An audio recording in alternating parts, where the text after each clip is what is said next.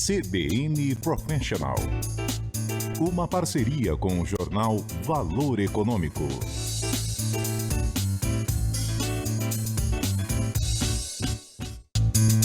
Olá, seja muito bem-vindo ao CBN Professional. Eu sou o Thiago Barbosa, da CBN. E eu sou Estela Campos, editora de carreira do jornal Valor Econômico. Como você já sabe, o CBN Professional é uma parceria entre a CBN e o jornal Valor Econômico, que traz aí muita gente interessante com ótimas histórias para contar do universo do mundo executivo. Bom, aqui você encontra dicas sobre carreira, gestão e negócios para inspirar você. Bom, lembra que você pode acompanhar o CBN Professional, todos os tocadores de podcast que você conhece, mas também em vídeo no canal da CBN no YouTube e também no canal do Jornal Valor Econômico no YouTube e nessa 10ª temporada também no Spotify em vídeo. Olha só. Então, ajeite aí seus fones de ouvido, aumente o som do seu computador, da sua TV, do seu carro, onde você estiver, que a partir de agora nós vamos saber muito aí sobre os desafios da liderança. E o nosso convidado de hoje é uma das principais referências em tecnologia no Brasil e na América Latina. Formado em administração pela Universidade Mackenzie, iniciou a carreira em 1996 como diretor de vendas da CompuSource e pouco depois liderou a unidade de redes móveis roaming da Gradiente e Nokia. Bom, em 99 ele foi um dos primeiros contratados da Dell no Brasil.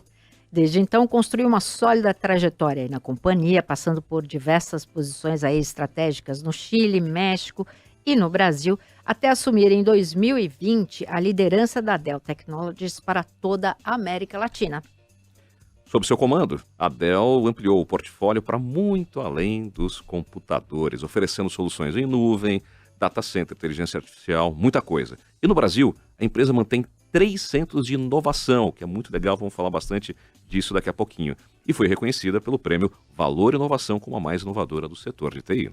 Bom, ao mesmo tempo, a produção de computadores segue estratégica aqui para a Dell. O Brasil é o único país que conta com uma fábrica dedicada aí exclusivamente à demanda interna. E hoje a companhia emprega mais de 4.000 funcionários no país e 108 mil no mundo. Globalmente, a Dell faturou mais de 95 bilhões de dólares no ano fiscal de 2025. Bom, liderar essa transformação, né, Estela, é um enorme desafio numa companhia desse tamanho. E é sobre isso que vamos conversar agora com o Luiz Fernando Gonçalves, líder da Dell Technologies para a América Latina. Luiz, muito obrigado por estar conosco aqui hoje. Eu que agradeço, Estela, Thiago, muito obrigado a toda a audiência da CBN, os leitores do jornal O Valor também. Um prazer estar aqui com vocês hoje. Obrigado. Seja muito bem-vindo, Luiz. Então, vamos lá. Luiz, a Dell sempre foi muito reconhecida ali, né, pelos computadores, pelos laptops, né, todo mundo tem, muita gente, né, Brasil... Já teve algum computador da Dell, teve um monitor da Dell, como todos alguma coisa, né? Mas faz alguns anos que ela vem se posicionando aí também como uma empresa de infraestrutura, primeiro, né, apostando nas tendências aí como a internet das coisas, agora com a IA, né, inteligência artificial, e eu queria saber como é que vem sendo essa transformação aí do portfólio, né, essa diversidade de serviços, e como é que vocês sentiram, né, que era por aí que tinha que caminhar, né, sendo líder já em computador, né? Muito bem, Stella. O que acontece é que a Dell desenvolveu um método de trabalho, um método de produção, especialmente na cadeia produtiva, que poderia ser também aplicado em outros produtos, outras linhas de produtos que haviam consumo já crescendo ou uma tendência de consumo crescente no mercado, como servidores, soluções de armazenamento, soluções voltadas para edge computing, hoje que são utilizadas em manufatura. Então foi aplicar aquele mesmo modelo de excelência em cadeia produtiva e levar para outras soluções que estão no entorno tecnológico e se conectam tecnologicamente, dizendo operacionalmente, e que podem servir também como uma plataforma de soluções integrais para oferecer para os clientes. Então, foi uma transição quase que natural. Na realidade, servidores a gente já oferece há muitos anos. Aqui no Brasil, inclusive, nós começamos já com a oferta de servidores e depois vieram os outros produtos. Hoje, praticamente, mais de 90% do que nós vendemos aqui no Brasil é manufaturado aqui no Brasil e oferece soluções em todas essas linhas de produtos. Então, foi uma extensão natural daquilo que nós já fazíamos antes. Uhum. Bom, e agora o que se olha, o que mais se fala ultimamente é inteligência artificial, né? Como é que a Dell está abraçando para usar a inteligência artificial para que consiga trazer novas soluções para os clientes, hein? Hoje a Dell é uma das líderes no oferecimento de infraestrutura para soluções de inteligência artificial no mundo. Inclusive, ontem nós anunciamos os nossos resultados. Foi mais um recorde na entrega de servidores com inteligência artificial, ou seja, servidores com GPUs, que são servidores apropriados para a utilização de inteligência artificial. E a Dell acho que teve a sabedoria, a visão de entender que essa era uma demanda que poderia chegar. E não é uma solução trivial, ou seja, a infraestrutura em si não é uma solução trivial.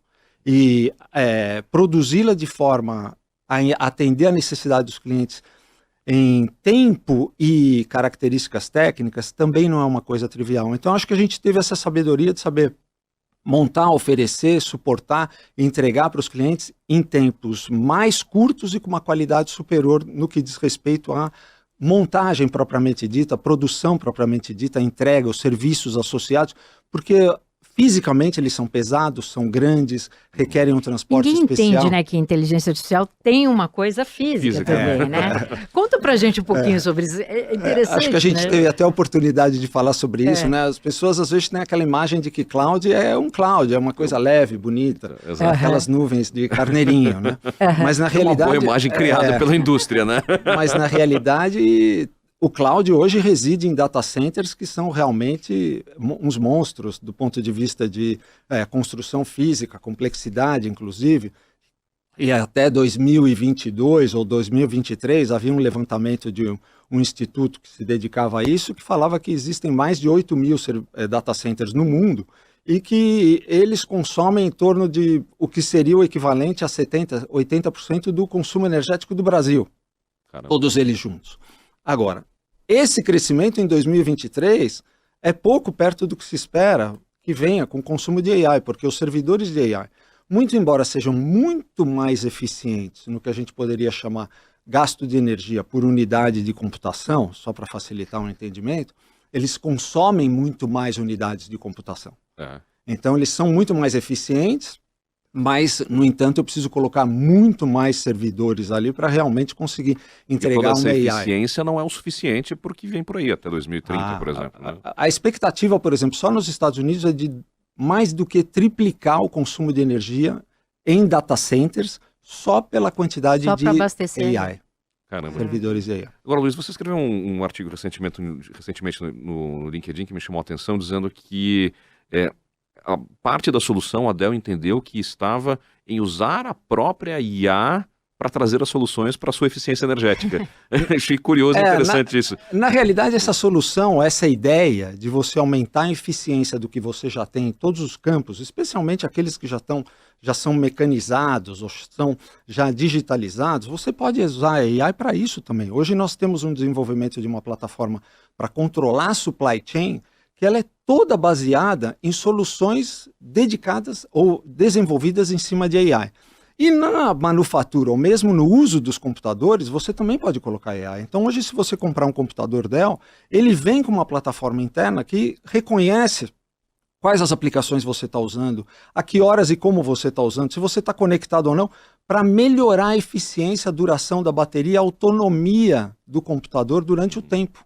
Que são ajustes que antes se fazia, mas tinha que se fazer quase que manual. E com pouca adaptabilidade ao seu dia a dia, a mudança do seu ambiente. E é realmente relevante? Às vezes será que varia tanto assim? Varia porque a gente não se dá conta, às vezes, dessas mudanças. Vou viajar, vou para um outro lugar. Ou vou férias, mas eu estou levando o computador para dar uma olhada em qualquer coisa. E de repente você vê que realmente aumenta a autonomia e melhora. Então, se você pega um servidor grande, por exemplo, aonde você coloca o processador e a refrigeração? Tudo depende de como será o entorno de mais servidores e o data center. Mas existe uma certa, vamos dizer, uma tendência, uma certa expectativa de quais serão esses parâmetros. Antes você tinha que produzir uma placa, colocar o servidor, testar em túnel de vento, vamos chamar assim, não é exatamente isso, mas a ideia analógica é essa.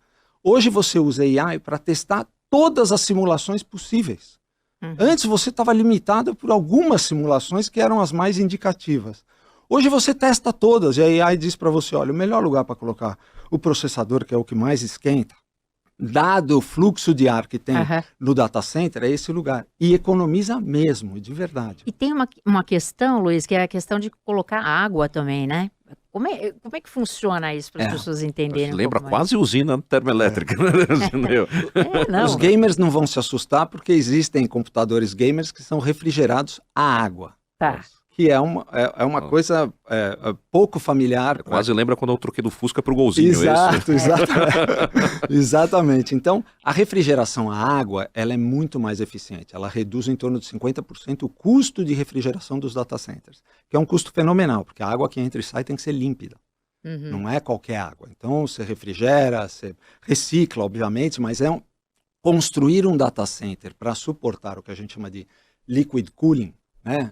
O cooling à água, é uma tarefa de engenharia pouco trivial para quem faz construção, porque você tem que fazer tubulação de água circular junto com a tubulação de dados e energia, chegando no computador por vias diferenciadas, obviamente, protegidas, mas tem que chegar até o computador e Os três não podem se conectar tocar. Aham. no computador. Então, desenvolver os servidores liquid cooling também é uma obra de engenharia E é bastante uma coisa sofisticada. importante para IA, né? Porque eu já ouvi falar 50% do de impacto, consumo. o impacto ambiental disso também não vai ser uma coisa simples. Porque diminui o gasto de refrigeração. A ideia do melhor data center, a eficiência como se mede a eficiência de um data center? O quanto entra de energia, o quanto se consome só nos servidores. Tudo que você consome de agregado é ineficiência. Refrigeração, por exemplo. Eu deveria somente alimentar a necessidade energética do servidor, que realmente está produzindo alguma coisa. Todo o resto é ineficiência.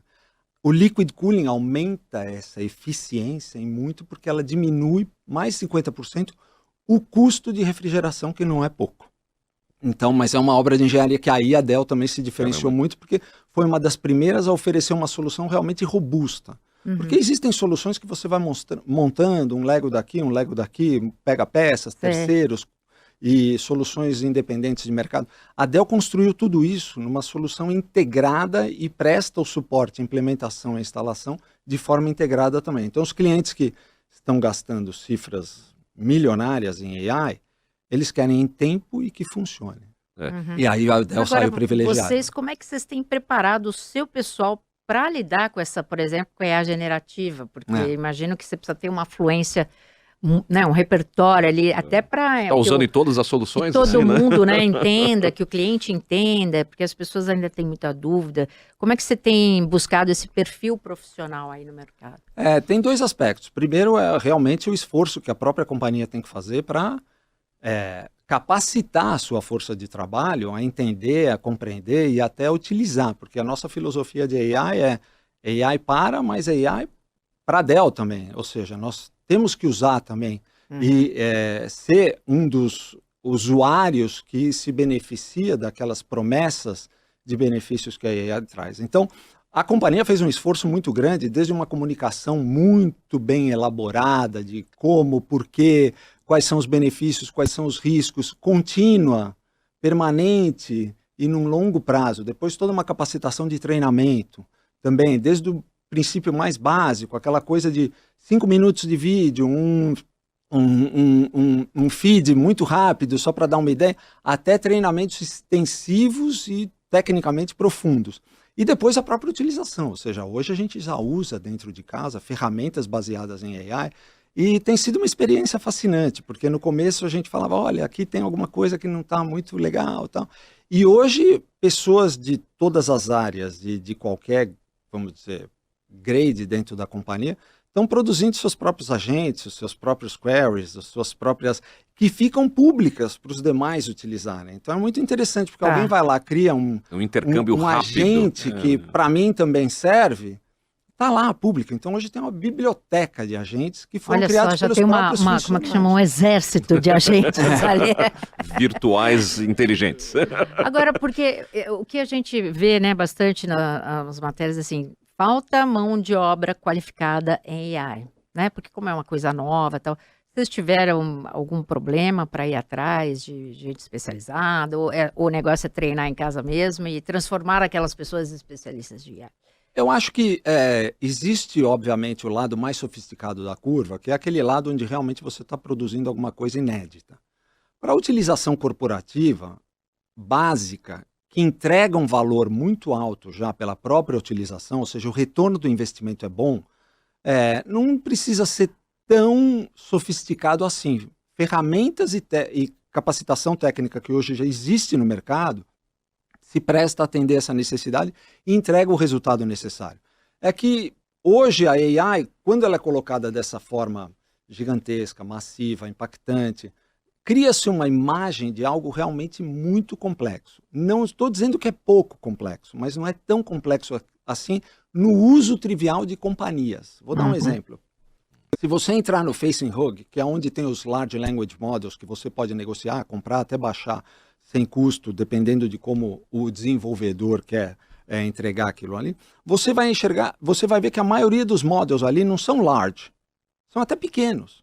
Porque se você quiser saber a legislação civil da Itália, não é todas as menções de Shakespeare no mundo, em todas as coisas que foram criadas no mundo que estão disponíveis na internet. É um volume muito menor. E só isso já seria o suficiente para você criar um modelinho para um grande escritório de advocacia utilizar na Itália, ou gente que está aqui atendendo empresas italianas e assim por diante. Não é uma coisa tão complicada e nem precisa de um servidor gigantesco como esses. Existem soluções hoje já mais bem acabadas e dimensionadas para atender o usuário corporativo local. Agora, se realmente você quiser saber todas as vezes que o Pelé foi mencionado em todas as publicações do mundo, aí você precisa usar um Large Language Model e um data center gigantesco para fazer essa pesquisa em tempo e forma para ser útil, né? Porque a questão toda é responder em tempo. E a questão melhor ainda é responder falar certo também. E falar com você, né? Essa coisa de falar é ótimo. Que foi o mais fascinante, né? Que mudou a visão do mundo em relação, né? O chat, né? O chat, exatamente. Um chat que funciona. Exato, verdade. Mas e para mobilizar as pessoas, engajar as pessoas, qual o papel da liderança para trazer todo mundo junto nessa situação? Imagino que quem está ouvindo a gente tem essa curiosidade de como que se inspirar na Dell para fazer a mesma coisa. Eu acho que no papel de comunicador do líder, a coisa mais importante é a credibilidade. Ou seja, você precisa estar engajado com aquilo, você precisa se sentir parte daquilo como realmente alguém que acredita naquilo.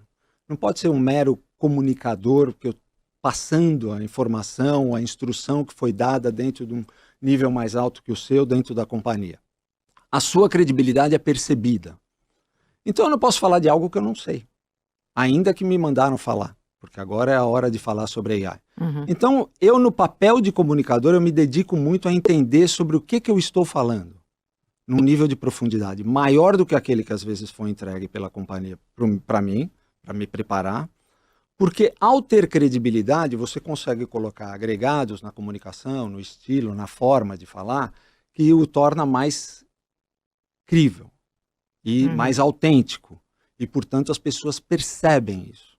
Então, quando eu vou falar de AI, não basta só o que a Dell me entrega. Eu vou lá, pesquiso, faço, apanho, me dedico realmente para eu formular a forma de falar que eu sei que será eficiente e que, ao mesmo tempo, não será produzida, mas sim elaborada por mim mesmo. Não produzida por um terceiro, mas elaborada por mim mesmo. Mas é um esforço grande e Agora, tem que ser contínuo. Agora, você tem que ajustar essa mensagem, porque imagina assim, nem todo mundo precisa saber os detalhes de tudo, né? Assim, tem um ajuste para cada público interno que você vai falar. Porque, por exemplo, muitas empresas que implementam esse treinamento de IA começam pelos líderes, aí vai aumentando, né? Você vai crescendo aí a dimensão, cascateando ali. Tem esse ajuste da mensagem? Tem esse ajuste e para os líderes ainda é mais importante, porque ele não pode falar só com a sua própria audiência, ele tem que falar com a companhia inteira. Porque no final do dia eu sou o representante da companhia na América Latina inteira, independente se a pessoa reporta dentro da minha organização ou não. Se ela tem uma conexão direta com a minha organização ou não. As empresas hoje são matriciais, então, por exemplo, você pegar a manufatura não reporta para mim. Mas se acontecer alguma coisa na manufatura, quem será chamado a falar com a imprensa, com as autoridades e assim por diante, sou eu. Então, você tem que estar preparado para conversar com o time de manufatura. Então, estar presente e entender que o time de manufatura fala uma linguagem diferente do que o time de finanças, de legal, ou de operações, ou de vendas. modular essa fala, você precisa ter repertório. Se você está só no repertório que foi passado pela companhia para o time de vendas, você está limitado. Então eu busco entender essas nuances de funções dentro desse aspecto de comunicação, para que quando eu vou falar com a pessoa de operações, eu use uma terminologia, uma nomenclatura que se conecta com ela dentro do campo que eu estou querendo, da ideia que eu estou querendo transmitir. Então o esforço de comunicação, ele é chave, porque no final do dia eu não tenho... A produtividade minha, ela é derivada do trabalho dos outros. Então são os outros que importam, não sou eu. Então eu preciso fazer que os outros se sintam confortáveis com aquilo que eu falo, porque eles acreditam que eu estou sendo autêntico. Eu posso até estar errado. Eles podem até não concordar comigo. Mas eles acreditam que eu estou falando realmente porque eu acredito naquilo. Podemos todos estar errados com a minha crença.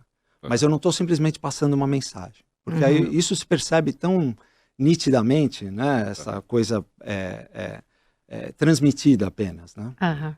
E eu tenho curiosidade com essa coisa do papel do Brasil nisso tudo, né? Nas duas frentes. Na primeira, as pessoas dizendo que essa coisa dos servidores, com o Brasil tendo bastante energia renovável, o Brasil pode ser muito importante. E também essa questão do earlier adopter. Mesmo numa empresa de tecnologia, os brasileiros são os primeiros a querer usar as coisas? Eu acho que o padrão de adoção de tecnologia no Brasil ele é bem elevado. Ainda não temos as melhores tecnologias, porque o ambiente, como a Estela comentou, às vezes você não tem mão de obra capacitada, você não tem uma infraestrutura, você tem limitação econômica, financeira, até regulatória. Mas o fato é, o Brasil é um país grande que, como qualquer outro país grande, é sempre um mercado muito interessante para as empresas de tecnologia, e a característica natural do Brasil, do brasileiro em si, se faz mais atraente para o uso de tecnologia. Ou seja, o brasileiro adota, de forma geral, o uso da tecnologia. Então, não é raro ver que no ranking de top países das redes sociais, o Brasil sempre aparece ali. E o Brasil tem toda essa questão da matriz energética, que tem um componente ali de renováveis muito grande. Então, ainda se torna mais interessante num momento em que o mundo inteiro está pensando que é interessante usar AI, mas a que custo do ponto de vista ecológico, do ponto de vista dos ecossistemas e assim por diante, ambiental e sustentabilidade. Então o Brasil se torna um alvo interessante. A ideia agora é saber como é que o Brasil pode fazer um bom uso desse case, dessa boa posição estratégica que tem para adquirir benefícios também e oferecer para o mundo uma solução que é melhor do que aquela baseada em uso de energia fóssil. Então, acho que aí é uma oportunidade de negociação. Eu acho que é uma oportunidade para o Brasil. Grande oportunidade para a gente. Enorme, Ali, enorme, né? Agora, a Dell fala muito, né, sobre essa questão da IA para todos, né? Você tem, inclusive, pequenas e médias empresas, né? Como é que viabiliza isso na região da América Latina? Porque você tem diferentes níveis aí de digitalização nos países. Como é que vocês trabalham isso? A adoção dessas tecnologias, obviamente, começa por aqueles que têm o poderio econômico até, né, o orçamento para fazer, e a escalabilidade.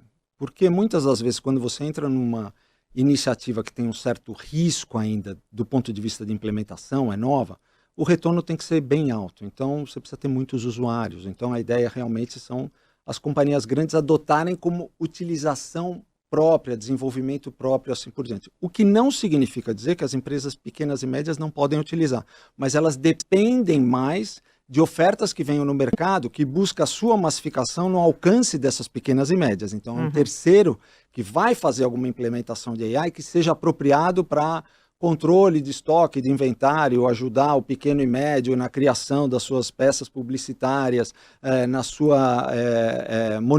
no monitoramento dos seus usuários, dos seus clientes, no visual computing, que vai saber quantas pessoas entraram no restaurante e aonde que elas têm preferência para sentar ou não, quanto tempo elas ficam na mesa. Provavelmente o pequeno restaurante não vai ter o recurso para fazer esse investimento sozinho, mas provavelmente vai ter alguém que vai oferecer isso para muitos restaurantes. E vai entregar algumas soluções interessantes do ponto de vista de disposição de mesa, que vai aumentar a eficiência, que vai fazer a coisa mais rápida e que vai trazer um ganho de 15, 20% no turnover das mesas do restaurante, que é interessante na hora de no fim alta do dia demanda. Faz uma baita diferença. Exato. Então, a gente já vê que hoje quando as pessoas me perguntam, mas o AI-enabled PC, para que eu vou precisar de um PC com AI, né? Eu não vou rodar local e tal. Justamente porque as aplicações do futuro, e posso falar até muitas de hoje já, elas já começam a vir com soluções integradas de uso de AI, onde você vai navegar de uma aplicação para outra, levando dados de uma aplicação, não mais no copy and paste, mas assim, olha, pega essa tabela toda e coloca aqui no meu texto. A tabela que saiu da solução do Excel. Aí agora eu quero colocar aquela imagem que está ali no lugar tal, que é uma imagem eu e não sei quem naquele dia. Hoje você tem que fazer tudo isso na mão, copy-paste, vai lá, acha a imagem. Achar um arquivo hoje em dia, né? Nossa, é uma tarefa. E às vezes a gente vai se perdendo. É uma tarefa. Imagina você falar para o computador, acha aquele arquivo que tem essa menção. Assim. Nossa, vai ser uma delícia, né? Isso vai ser a melhor coisa para mim. Olha, vocês não têm noção. Também acho que vai ser um salto. E isso tudo vai ser baseado em soluções de AI que requerem que a infraestrutura seja capaz de suportar essa aplicação, ou seja, NPU, que são os processadores de notebook que já tem esse processamento paralelo que é o equivalente ao GPU. Bacana, super interessante. Bom, mas voltando um pouquinho a essa questão do Brasil, me chamou a atenção que tem uma entrevista recente que você falou sobre entraves burocráticos para o desenvolvimento. O que você se refere exatamente? Qual que é a preocupação? Eu acho que hoje o Brasil tem uma enorme oportunidade em diversas áreas, né? Mas os entraves no sentido de que existem legislações hoje que talvez não estejam tão bem amparadas para o momento tecnológico que existe, a oportunidade tecnológica, mas por outro lado a gente tem que fazer uma reflexão também que as leis, as legislações e as regras também não podem mudar o sabor do vento, né? Elas têm que ter alguma continuidade, alguma consistência e manutenção ao longo do tempo. Então, existem sim oportunidades. Eu acho que talvez a gente discute pouco. Né, como sociedade, como autoridades e assim por diante, até pelo fato de que a gente não tem, talvez, um investimento tão grande na capacitação geral, então acaba se limitando a um grupo muito pequeno, uma discussão muito de nicho, que às vezes perde a noção ou a conexão com um espectro maior do que seria a utilização, o benefício e assim por diante. Então acho que existem hoje oportunidades que poderiam ser exploradas melhor, como a gente falou, a energia limpa, atrair data centers, até atrair grandes todas companhias. Essas questões se entrelaçam, né? Quando você está falando de tecnologia, impacto ambiental, envolver a sociedade nessa discussão seria até uma coisa interessante. Porque a gente fala que o Brasil, sem dúvida nenhuma, comparado com Latinoamérica, tem um salto qualitativo, uma diferença qualitativa no uso de tecnologia substancial, mas poderia fazer muito mais pela sua capacidade. Então você fala, como é que você faz para o Brasil dar um salto quântico do ponto de vista de desenvolvimento que não tenha que passar por todos os ciclos daqueles países que passaram ou que começaram junto com o Brasil lá na década de 70, os tigres asiáticos e assim por diante, que hoje avançaram muito, comparados com o Brasil hoje, eles tiveram um avanço maior. Países menores, tal, vamos fazer todo o desconto necessário. Como é que poderíamos fazer um salto tal que nos colocaríamos no mesmo pé de competitividade com países da Ásia que se desenvolveram muito rapidamente? Não necessariamente temos que passar pelas mesmas fases que eles. Talvez a gente pode aproveitar o contexto atual e realmente ir para lá. Eu faço sempre aquela analogia que no Brasil, quando nós começamos com o celular, nós já tínhamos o celular digital. Enquanto países desenvolvidos que começaram antes ainda estavam fazendo a migração do celular analógico. Do sistema, quem estava começando mais tarde, não precisava passar pelo analógico para chegar no digital. Já vai para o digital. Então, a beleza da tecnologia nesse sentido é que ela é uma construção que pode ser feita a partir de um momento zero, futuro. Ela não precisa vir numa escalabilidade de construção gradual, gradativa, vamos começar e aos poucos e vamos desenvolver. Então, esse é um salto quântico possível e que está aí à disposição. O Brasil tem população, tem uma população jovem, tem a capacidade econômica para fazer esse investimento. Então, acho que quando eu falo entraves, talvez é um pouco a falta de uma discussão mais profunda a respeito disso e a melhora, obviamente, do ambiente regulatório, né? Legal. Queria entender também o papel do Hub, que é muito legal que a Dell tem Hub de desenvolvimento no Brasil, e o papel desse Hub no contexto mundial da Dell. Ah, legal. Essa é a como a receita secreta, né? Que às vezes até... Ingrediente secreto. Até mesmo ingredientes secretos. Às vezes até mesmo pessoas da Dell não sabem que esse grupo está aqui, né? Por quê? Porque, obviamente, a área de desenvolvimento da Dell é um grupo bem grande, administrado mundialmente, que faz o desenvolvimento das aplicações que vão dentro das nossas soluções de infraestrutura, como também as aplicações que são de uso corporativo, internas da Dell. Então é um grupo grande, somos uma empresa de quase 100 mil funcionários no mundo inteiro, operando em diversos países, você tem que ter todas as nuances da última milha ali alinhadas com o país onde que operamos. E esse grupo veio para cá por duas razões principais. A qualidade, ou seja, dos colaboradores que temos aqui, realmente eles são quase, do ponto de vista de produtividade e custo, eles são muito equiparáveis aos melhores centros de resultado em termos de produtividade e custo que a gente tem no mundo, e são muito capazes para as coisas mais inovadoras. Então, as soluções mais novas, aquelas soluções que nós vamos desenvolver desde o zero, são feitas aqui. Ao ponto que no resto do mundo você tem mais o time que está conduzindo a manutenção e a sustentação das aplicações já vigentes, ou já em operação, ou até mesmo em final de vida para reciclagem. Então esse time aqui no Brasil desenvolveu muitas das coisas novas, é muito interessante ver isso. Então eu imagino que assim, a cultura de inovação, como a gente até falou do prêmio que vocês ganharam lá, né, no Valor, mas essa cultura de inovação, ela envolve você errar muito, né? Como é que vocês lidam com essa tentativa e erro? Quais são as regras internas para incentivar essa... Porque imagino uma equipe tão inovadora, né? Passa por dilemas aí. Essa questão é interessante porque quando as pessoas falam sobre errar e promover a capacidade de errar ou ser tolerante a errar, parece uma coisa meio distante da nossa realidade. E eu me pus a refletir bastante a respeito disso. Assim, por que para a gente parece uma coisa meio estranha isso? Né? Porque está tão dentro do nosso DNA que não me parece ser uma coisa externa, né? Uma coisa que você tem que promover, tem que fazer. E eu vou dar aqui onde começa a gênese dessa história toda. A Dell é uma empresa que ela privilegia e fomenta muito a capacidade analítica e a capacidade crítica baseada em dados. Se estamos baseados em dados, não importa se você é o estagiário ou sou o presidente, se você é o presidente mundial, você tem os dados e está preparado, nós não vamos discutir dados. Nós vamos discutir nuances em cima dos dados. Então, o que acontece? Quando você tem boas ideias, ou más, você se prepara bastante, coleta muito dado e tal, e não é assim, minha tia foi naquele lugar, não vem com um exemplo só, você precisa vir com uma coisa massiva. E aí nós vamos discutir o risco de fazer ou não, mas vamos fazer. E dá errado. Dá errado, porque ainda assim era uma ideia, tem as suas vulnerabilidades e tal.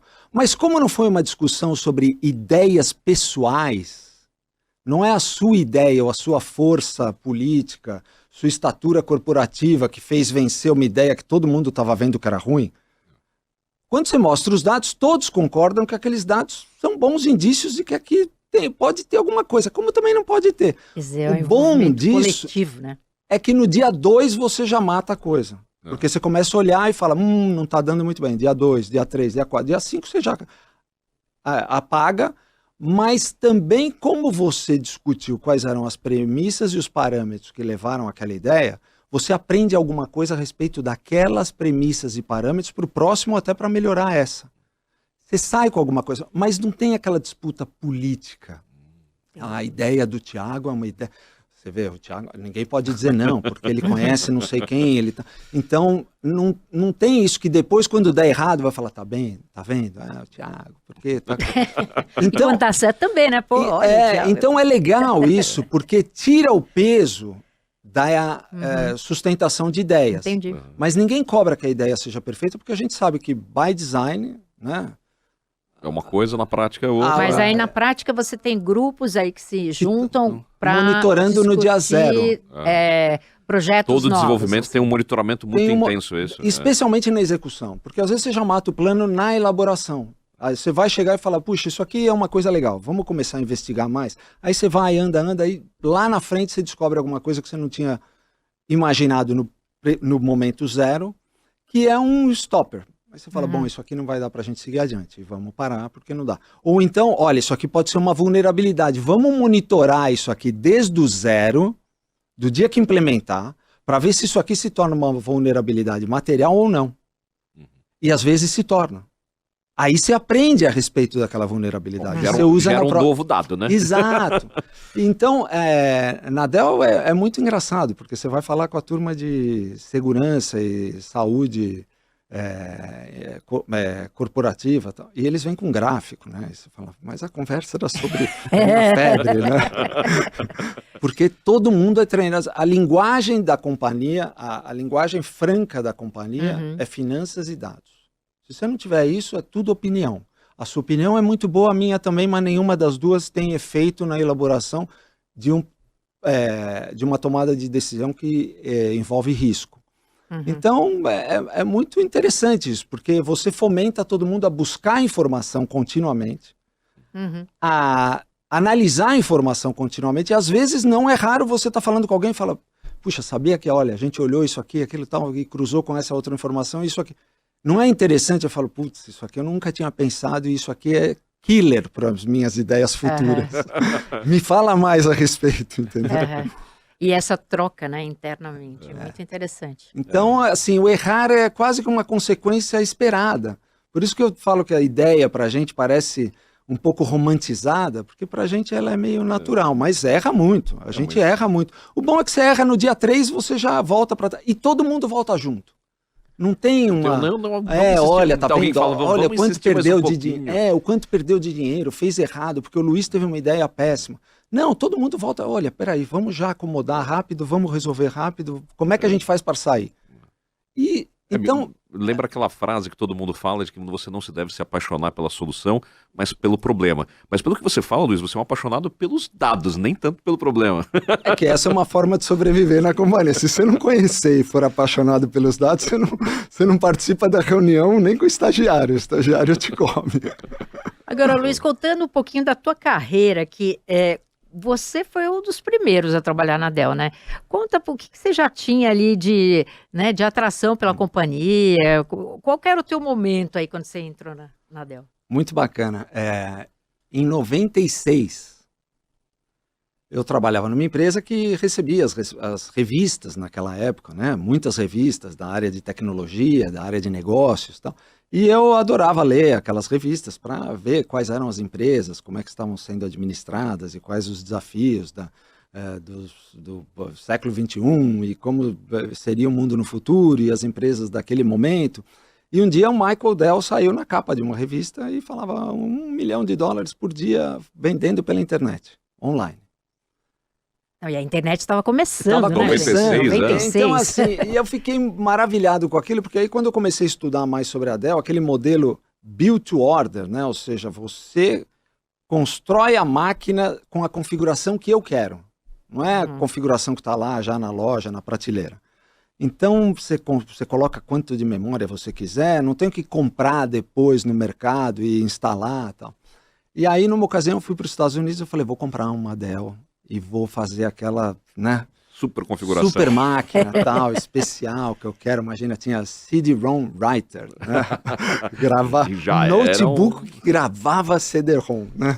É coisa do século super passado. Realmente. Na época. E comprei a máquina e chegou no dia e eu paguei, veio tudo direitinho e tal. Depois de alguns anos, eu vendi a máquina pelo preço que eu comprei. Tal era a configuração da máquina, que realmente era uma máquina super capaz, que depois de 2 anos ela ainda superava as máquinas aqui no Brasil disponíveis que existiam. E eu fiquei fascinado com aquilo.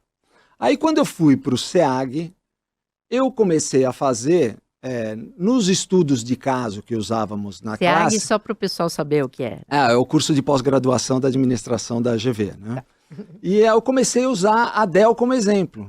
E tinham amigos que trabalhavam até nos concorrentes, o pessoal fazia até brincadeira comigo, falando, essa companhia não existe, você está inventando o que seria hoje um fake, né?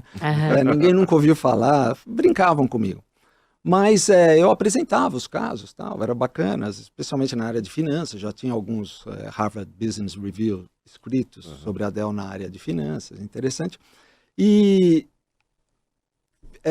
terminado o SEAG, uma das minhas colegas no curso, que trabalhava na Korn Ferry, um dia ligou para mim e falou assim, sabe aquela empresa lá, aquela empresa que você inventou para criar o... Está vindo para o Brasil.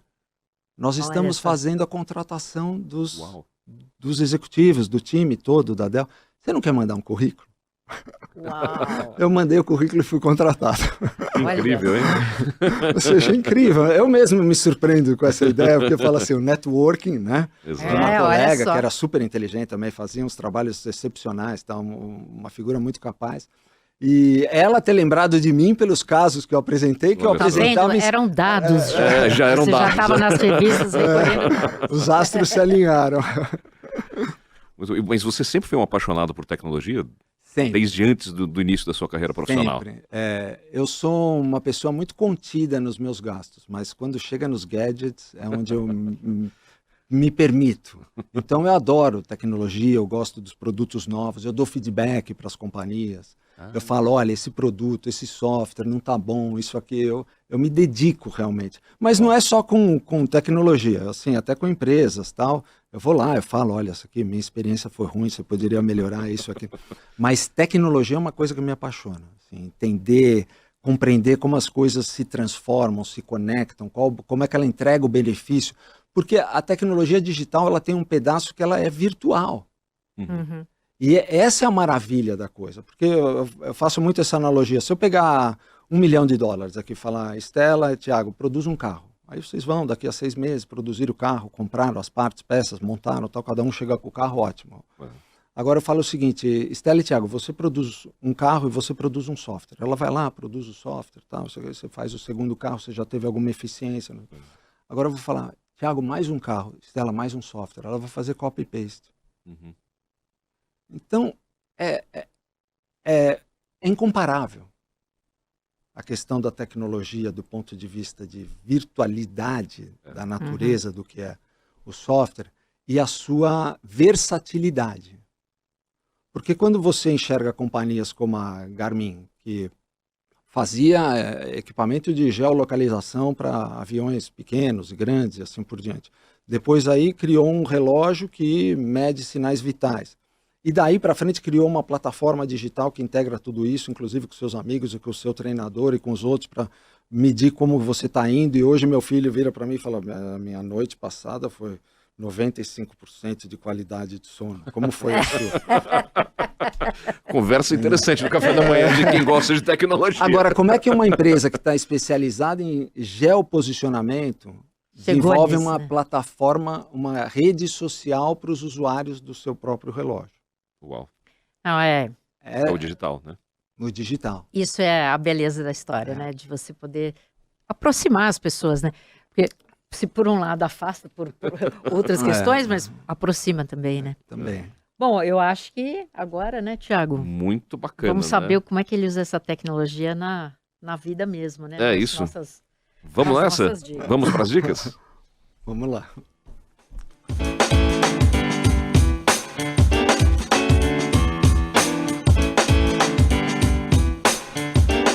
Bom, Luiz, você já contou um pouquinho do seu café da manhã, o que você conversa no café da manhã com seu filho. Mas assim, conta pra gente o que você faz para quando você quer desligar do trabalho.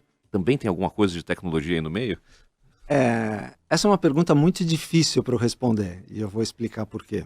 As pessoas têm essa ideia de que você precisa separar muito bem o trabalho da vida pessoal, né? Aquela coisa, o trabalhar remoto te leva a trabalhar dentro de casa, e aí você não divide as coisas.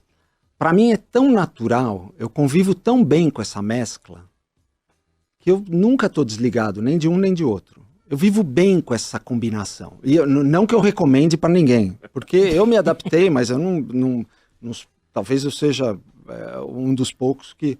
Mas eu vivo bem com isso. Então eu não tenho problema de, nas férias, levar o computador e integrar o trabalho. As pessoas em casa se divertem com as coisas que eu falo do trabalho, aprendem também, me dão sugestões, meus filhos, os 3, a minha esposa, a gente fala do trabalho, e eles também falam do deles, aí a gente troca experiências. Então é uma coisa que está tão integrada que eu tenho mais, o meu parar e refletir é mais do ponto de vista holístico do que uma válvula de escape do trabalho. Mas, uma curiosidade, Você joga games, por exemplo? Não, eu sou péssimo em games.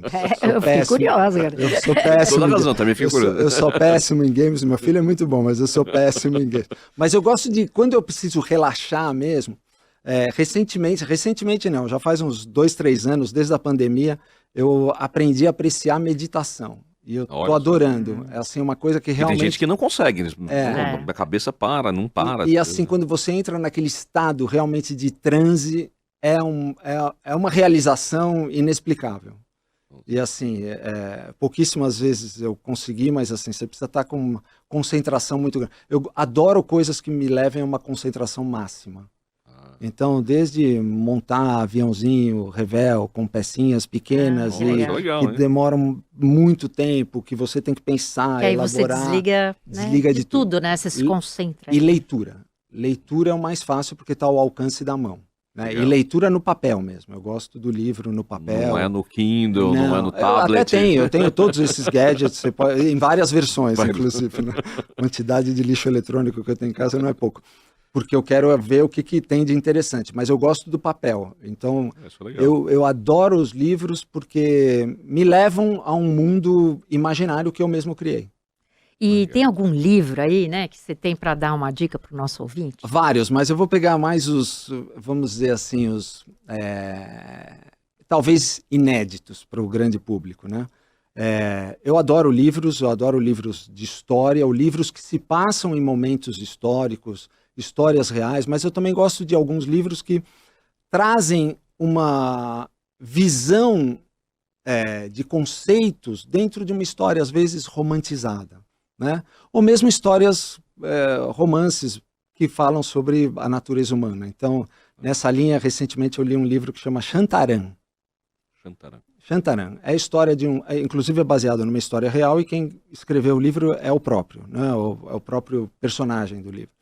É um australiano que acaba tendo um problema com a polícia da Austrália, ele foge para a Índia e lá ele vive durante um tempo. E a história dele na Índia fala com o meu eu, e eu fico até hoje pensando se eu devo ou não ir para a Índia.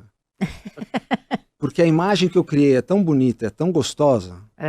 E se eu chegar lá, de desconstruir. Exatamente. Se eu chegar lá e não for assim, vai ser uma grande... Talvez seja melhor eu só carregar essa imagem que eu criei, que é uma delícia. Na hora que ele fala, da hora que eu desci no aeroporto, eu já senti os aromas, bons ou ruins, não importa.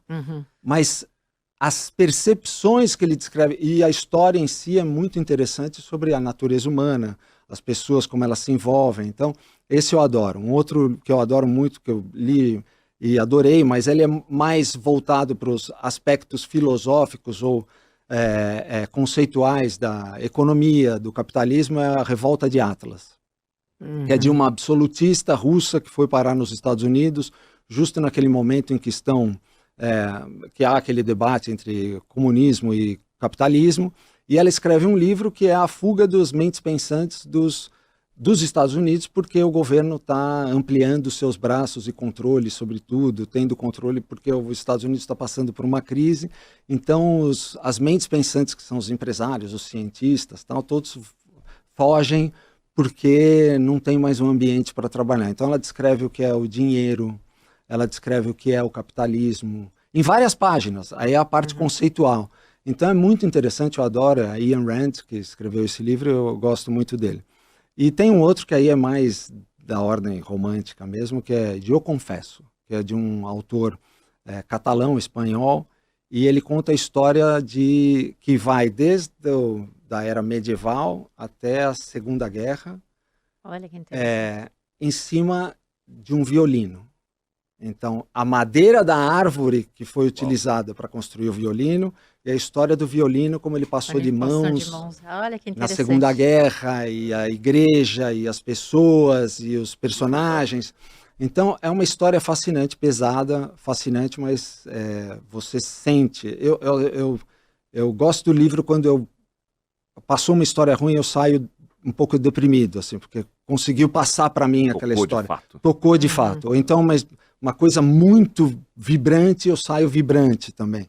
Então, esses E livros eu tem adoro. aquela coisa, né? Às vezes quando você está lendo um livro que você está gostando muito, quando ele acaba você fica meio órfão, né? Você fala, Seria um acabou. vazio, né? Não queria, você fala assim, e agora? Mas eu vou te dar uma esperança. Tem um filósofo que inclusive é mencionado nesse livro, que ele fala que livros bons têm que ser lidos várias vezes. Ah, é verdade. E eu fico esperando o momento que eu vou pegar algum desses e tirar da prateleira. Hoje eu confesso, eu já li 2 vezes o Shantaran também. E assim, são livros de 600 páginas. Então, assim, mas eu escolho aquele momento que eu falo assim, vou me dar de presente esse momento, sabe? Vou degustar assim, novamente. Exato, eu fico esperando aquele momento, assim, que eu falo. Então, não é raro eu tirar um livro ali da prateleira e ler de novo. É ótimo, eu adoro esse momento. Ótimas dicas, Luiz. Muito obrigado bem, viu? por ter estado aqui com a gente, dividido tanta experiência com a gente. Certamente nosso ouvinte aprendeu bastante hoje. Obrigado, Estela, Thiago, um prazer aqui estar com vocês. Foi ótimo e espero que tenha sido bastante proveitoso para vocês também. Com certeza, Demais. muito obrigada, viu, Luiz? Obrigado. Então tá bom. Stella, mais uma vez, muito obrigado por ter estado aqui com a gente nessa parceria da CBN e do CBN Professional, hoje recebendo o Luiz Fernando Gonçalves, líder da Dell Technologies para a América Latina. Grande abraço e até a próxima, hein? Até a próxima, Thiago. Tamo aí. Então tá bom. Bom, vamos ficando por aqui hoje em mais um episódio dessa 10ª temporada do CBN Professional, que teve essa parceria bacana da CBN, do CBN Professional. E eu convido você que está nos acompanhando a mandar uma mensagem para a gente. Fazer aquilo que o Luiz já contou para a gente agora há pouquinho, que sempre faz críticas, tem melhorias. A gente também gosta de receber críticas e sugestões de melhoria pelo e-mail cbnprofessional@cbn.com.br. Lembrando os trabalhos técnicos hoje aqui do episódio com o Luiz, do CBN Professional, conta aí com a Débora Gonçalves, a sonorização do Cláudio Antônio. Nós temos também o roteiro e a produção desse episódio, sendo feitos pela Estela Campos, pela Bárbara Nor, pela Rafaela Zampoli, pela Ellen Menezes e hoje também pelo Suellington Viana. Eu sou o Thiago Barbosa, nos encontramos na próxima semana aqui em mais um episódio do CBN Professional. Até lá!